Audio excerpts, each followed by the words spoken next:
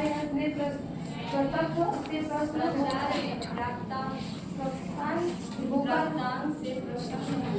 प्रथम से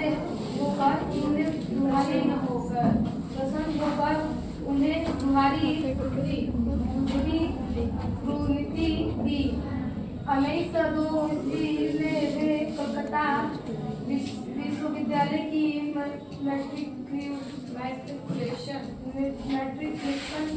परीक्षा में प्रथम आए। उसके बाद IABA और ABAM कॉलेज से किए।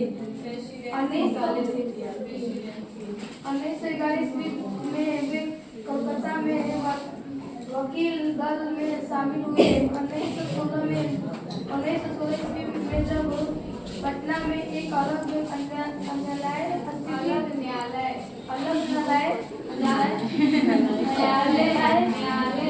स्थापित हुआ,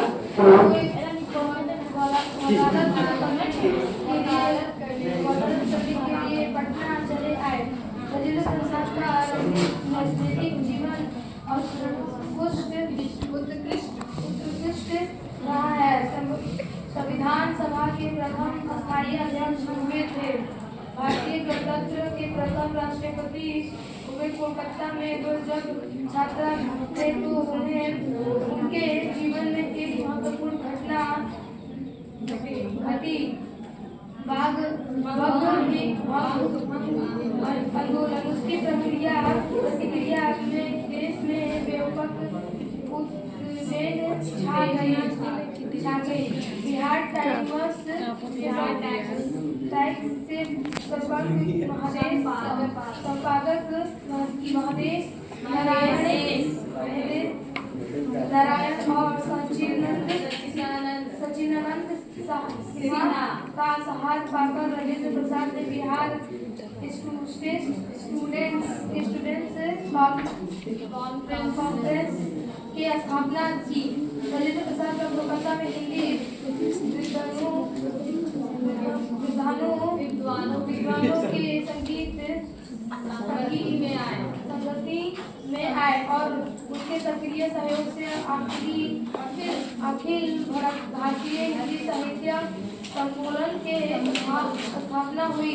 उनके लेखने की प्रक्रिया आजीवन चलती रही। 28 फरवरी 1963 ईस्वी में उनका निधन हो गया। प्रस्तुत पाठ भारत का प्रथम विद्यापीठी नालंदा हमारे इतिहास के एक गौरवपूर्ण कथा को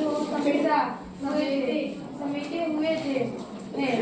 यह पाठ तत्कालीन शिक्षा व्यवस्था की ऐसी समीक्षा करते हैं जिसमें पेश करता है जिसमें हमारी प्राचीन भारतीय एवं विद्या केंद्रों का महात्मा स्वरूप दिखाई पड़ता है। ठीक है बेटा। दूसरा चैप्टर है आपके गद्य खंड का दूसरा चैप्टर भारत और पुरातन विद्यापीठ नालंदा। ठीक है, जिसके लेखक है आपके आदरणीय राजेंद्र प्रसाद। कौन है आपके बुक में लिखा हुआ है? वैसे भी आप जानते होंगे जब हमारा भारत आजाद हुआ तो आजाद भारत के प्रथम राष्ट्रपति आपके आदरणीय राजेंद्र प्रसाद गुप्ता जी। ठीक है, इससे भी आप जान सकते हो। दूसरे कि भारत का पुरातन विद्यापीठ नालंदा आखिर उन्होंने क्यों किया? बच्चन की बात है ना। जैसे आपका इस विद्यालय का नाम है, जैसे इस विद्यालय का आपका नाम है, वैसे ही एक विद्यालय का नाम है उस विद्यालय जिसके बारे में वो बता रहे हैं।